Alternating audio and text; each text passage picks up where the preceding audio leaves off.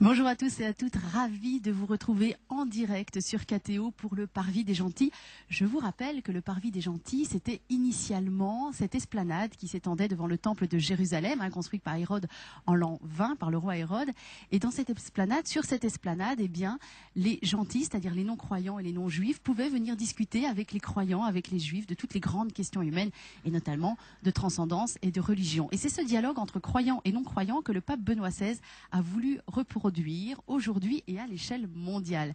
Le Parvis des Gentils, ça a démarré hier à Paris, mais c'est vraiment une initiative mondiale puisque très bientôt il aura lieu à Tirana, à Stockholm, et puis les villes de Prague, Assise, Genève, Québec sont déjà annoncées pour 2012 et même Chicago, Pavie, Washington et Marseille en 2013. Mais on aura quand même le temps de vous en reparler.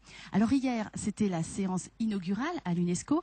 Ce matin, nous sommes à la Sorbonne. Cet après-midi, nous serons à l'Institut de France. J'aurai l'occasion de vous reparler un petit peu plus tard de la grande veillée festive de ce soir sur le Parvis de Notre-Dame.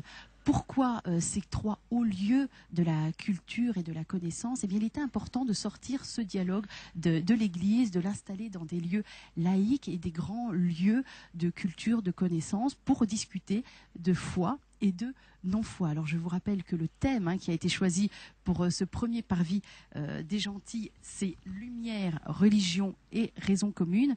Et ici, à la Sorbonne, eh bien, ce dialogue va vraiment être mis en œuvre et va être mis en débat. Donc c'est un lieu universitaire qui apparaît ici comme un forum où vont se rencontrer les réflexions fondamentales sur la culture dans les savoirs actuels.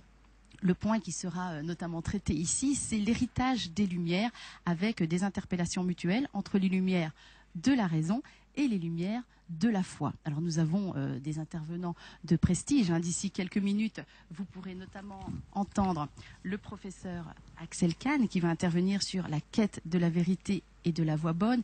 Il sera suivi par Julia Kristeva sur Oser l'humanisme et par le professeur Bernard Bourgeois sur la raison théologique, le Parvis et la cathédrale. Voilà, ça va démarrer. Le père Laurent Mazas, qui est le directeur exécutif du Parvis des Gentils, nous attend. C'est lui qui prend la parole et nous, on se retrouve dans 3 heures. À tout à l'heure.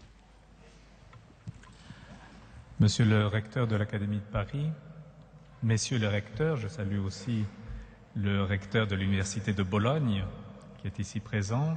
Je salue aussi le recteur Canet de l'Institut catholique de Paris avec qui nous avons co-organisé cette rencontre du Parvis des Gentils. Monsieur le cardinal, messieurs les professeurs, chers amis, dans la logique de l'organisation de ces 2 journées de rencontre entre croyants et non-croyants ici à Paris, cette séance de la Sorbonne est pour nous, j'allais dire, la séance essentielle la plus importante.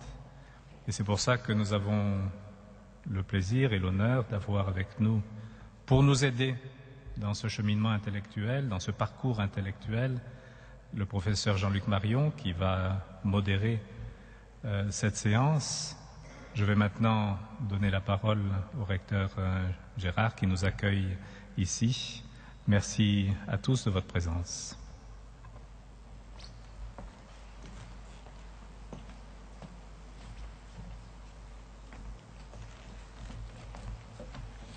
Éminence, Monsieur l'ambassadeur, Mesdames et Messieurs les membres de l'Institut, Mesdames et Messieurs les recteurs et présidents d'université, Mesdames et Messieurs les professeurs, Mesdames et Messieurs, hic et ubique terrarum, ici et partout sur la terre.